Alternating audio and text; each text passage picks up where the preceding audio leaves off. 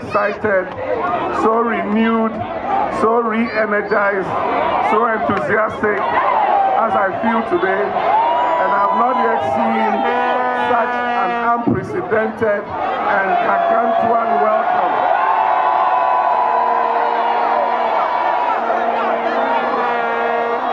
So boy,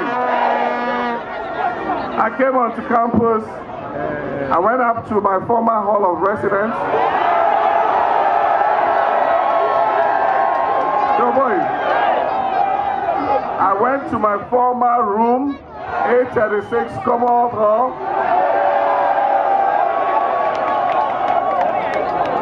I interacted with my younger brothers and sisters, the young vandals, and from there we went to pay a visit to our sisters in Volta Hall. And then we have come through Ekwafo, through Legon Hall, and passed by Saba Hall. I say hello to all of you. Thank you very much. I know you're writing exams, and this is exam week, and so I don't want to keep you too long. I want to thank you very much. So wait, I know you're all going to pass.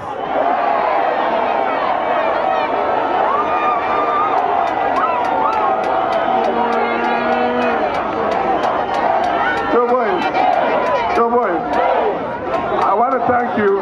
I want to thank you for taking time of your studies to give me such a warm welcome. I want to thank you for taking time off your studies to give me such a warm welcome. And I want to wish you success in your exams that you're writing. May you all come out with flying colors. So boy, there are just 3 things I'm going to talk about. 2 are to introduce myself and the parliamentary candidate, and 1 is just to make a comment about tertiary education.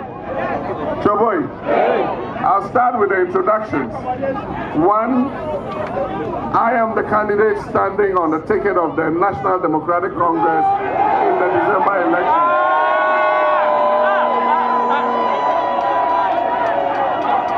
So boy, and with all humility and respect, it is my duty to go around the country and introduce myself and canvass for your votes and ask for your prayers and your blessings. And so if you see me here today, my name is John Dramani Mahama.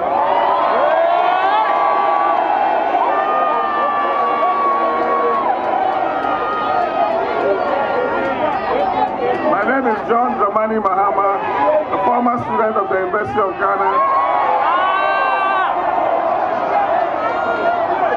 a former member of Commonwealth Hall,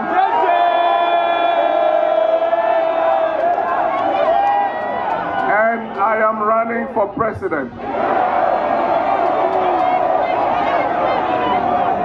So boy,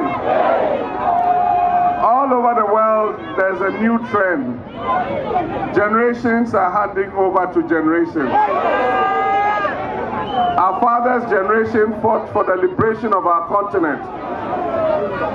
The following generation fought to establish our nation. There are new challenges going forward that need the younger generation to take over and lead this country forward. And if that divine opportunity comes, we should take advantage of it. Everywhere in the world, from the United States to the United Kingdom, leaders are becoming younger and younger. So boy, and Ghana cannot be an exception, because the youthful population in Africa is fast overtaking the elderly population. And the youth have special challenges, specific challenges that we understand and that we together can resolve. And so we shouldn't be afraid of a generational shift of power here in Ghana. Let me say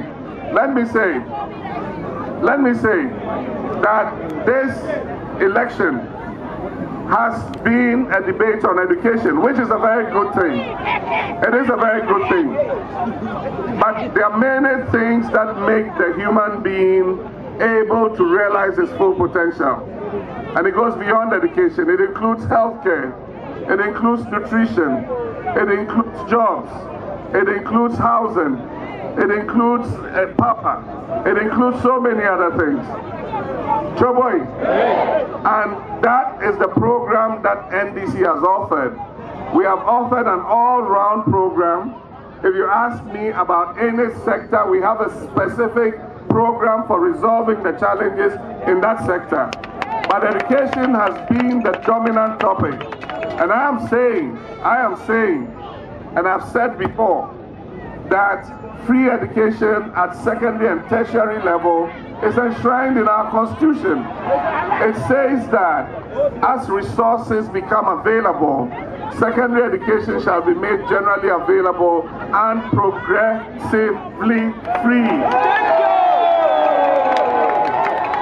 So boys, my emphasis is on the word progressively free. I believe that free education at the secondary level must be well thought out with a good roadmap.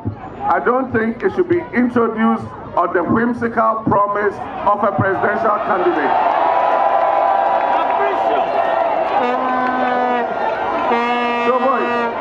So boys, it must not be introduced on the whimsical promise of a presidential candidate, because that has happened on the continent before, and it has suffered very severe reverses.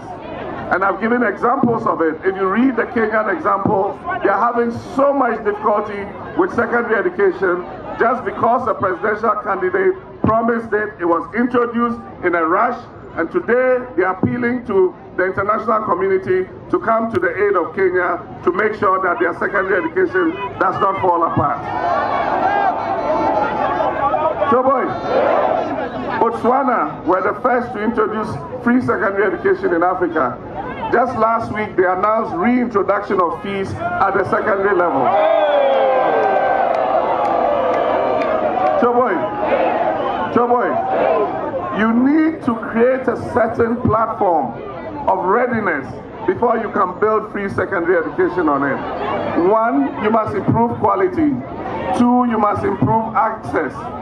And 3, you must focus on relevance of that education. And then you can build free education on it. Choboy, we can introduce free education today. If we take the cost of 1 dormitory block, 700,000 Ghana cedis, it used to be 7 billion old cedis. We can put it there and say, look, pay the fees of all the children in that school for this number of years. But if you do that, where are the children going to sleep? We could use, Choboy, 1-story block classroom unit is 400,000 Ghana cedis. That's 4 billion old cedis. We can put it aside and say all the children in that school will use this 4 billion and pay off your fees. But where are they going to study? Where are the classrooms? And beyond that, where are the teachers? Where are the books? Where are the science laboratories? Where are the ICT laboratories? And when you come on campus here, where are the hostels for students to be able to live? So boy, I believe that if we have additional resources, we should invest heavily in educational infrastructure. We should build more hostels, we should build more dormitories, we should build more classrooms, we should train more teachers, we should build more science laboratories, we should build more resources in our schools. On the back of that, we can introduce free SHS. And so, I don't have a problem. I'm president of this country. I respect the Constitution. The Constitution says we should make education progressively free. That is the program I'm going to implement, and I'm sure that it will be a better program for this country.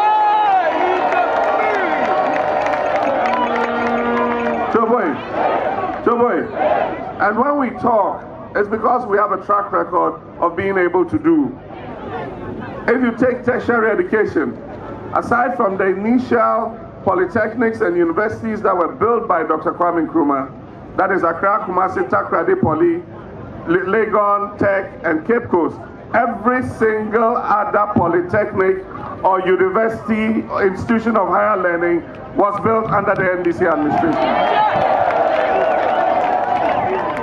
And so we have a track record of doing it. But let me say, the question we are faced with in this election is what kind of leader does Ghana need going forward?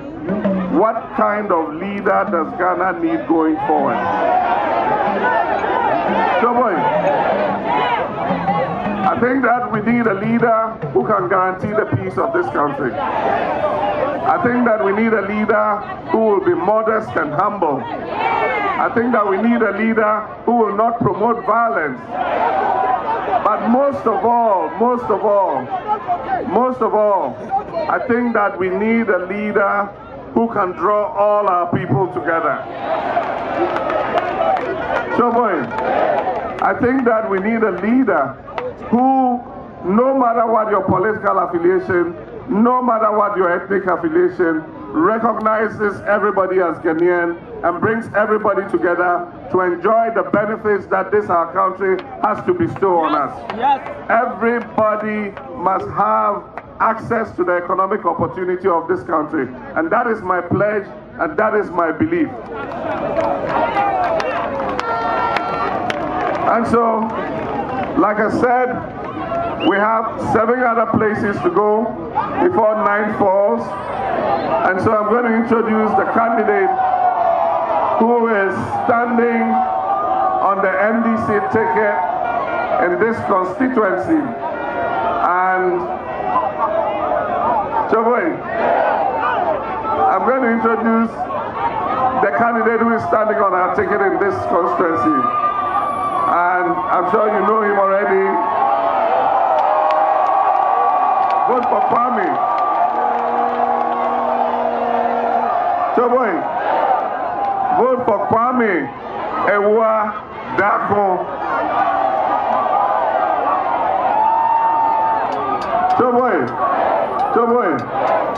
but let me give you some additional good news. In our program to promote research, innovation, and knowledge, we have been distributing laptop computers. So we've been distributing laptop computers under our program to promote research and innovation. In the next 4 years, we're going to distribute 400,000 free laptop computers.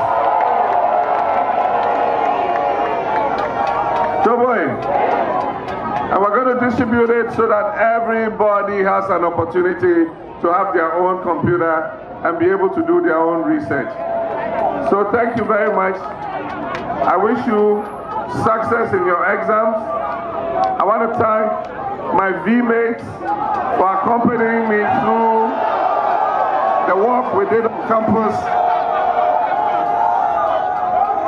And when I say NDC, I want you to respond IDB Keke. So I'm going to come back after the elections as the President of the Republic of Ghana.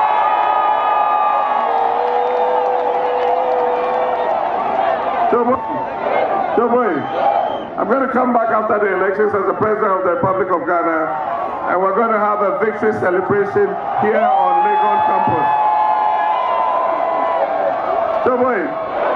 So when I say NDC, you respond IDB Keke. Remember to twist your mouths, yeah? So when I say NDC, you say IDB Keke. So that will be 3 times. And then the 4th time, when I say NDC, you say 1 touch. Because I believe, by the grace of God, that is going to be a 1-touch victory. So shall we go? Let's go. NDC. NDC. NDC. NDC. 1 touch. So the women were first. They twisted their lips better. Thank you. God bless all of you.